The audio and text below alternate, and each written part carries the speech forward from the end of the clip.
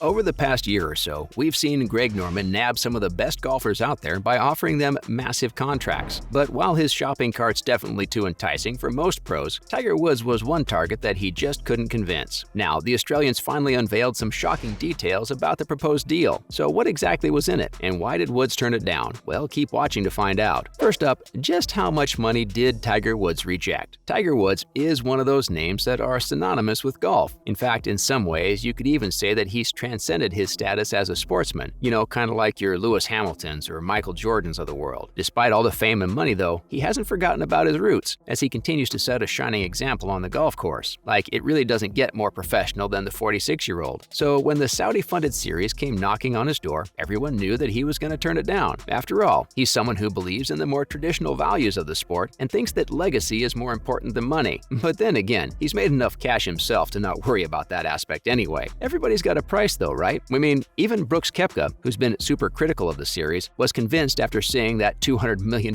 paycheck. Well, apparently you couldn't buy Tiger Woods even if you had unlimited cash. According to LIV Golf's CEO Greg Norman, the 18-time major winner was offered a whopping $800 million in cash to desert the PGA Tour. On top of that, there was an option to extend it up to $1 billion too if you include add-ons and such. In comparison, his combined career earnings on the tour add up to around $121 million. Up next, Tiger Woods isn't running out of cash anytime soon. Now, while it may look like that LIV Golf's offered 8 times as much money to Woods as he's made in the entirety of his career, these numbers don't present the full picture. You see, while $100 million isn't anything to scoff at, it is kind of like chump change to someone like him. In fact, his main source of earnings isn't even playing golf anymore, as his brand's evolved to a point where he could live the rest of his life without competing in a single event. As a result, the 46-year-old's a part of the extremely exclusive club of athletes that have touched the billionaire status. So in theory, a $1 billion injection would have only doubled his money. But when you're already making more than you'd ever be able to spend, is it really worth risking your legacy and losing out your fans? Of course, we're not saying that him making the switch would have necessarily turned people against him. It's just that his name's been ingrained into the PGA Tour at this point, and it almost feels wrong to separate the two. Besides, Woods doesn't like the idea of LIV Golf anyway. Over the past few months, we've seen a ton of PGA Tour members come out and openly criticize the Saudi-funded series. And while Tiger Woods isn't someone who usually gets into these controversial matters, his feelings about this saga were just too strong for him to ignore. The 18-time major winner spoke at length about how he doesn't understand why anyone would want to join the league, and also took shots at its format and legacy. To him, golf's always been about the ups and downs of the game and making history when you finally get that sweet triumph. And to be fair, this has been the story of his career on the PGA Tour too, as he's both seen the successful and the not-so-successful side of things. When you're competing in the LIV Golf Series, however, you don't have that pressure to perform, as your paycheck and participation in the next event is already guaranteed. With that said, the biggest sore point for the 46-year-old was the fact that the Invitationals only had 52 holes in them, which is almost antithetical to the game itself. Like, of course they're trying to make it more accessible and exciting for youngsters, but to someone like him, it's utterly unacceptable. Woods also expressed his disappointment towards youngsters who were joining Greg Norman's league, as for him, there's no better place for you to develop your career than the tour. According to him, those players have turned their back on what allowed them to get to this position, and it's a shame that they'll never get to taste the excitement you feel when you step onto the course at a historic event like the Masters. He did say, understandably, refrain from criticizing his older colleagues though, as getting a big fat contract at the twilight of your career doesn't sound like the worst deal in the world. But Greg Norman wasn't the CEO when Woods rejected the deal. Now, in his interview with Fox News, where he let out all the details of LIV Golf's proposed offer, Greg Norman also mentioned a cheeky little tidbit that might actually be more important than people realize. Yep, when the league asked Woods to join for $1 billion,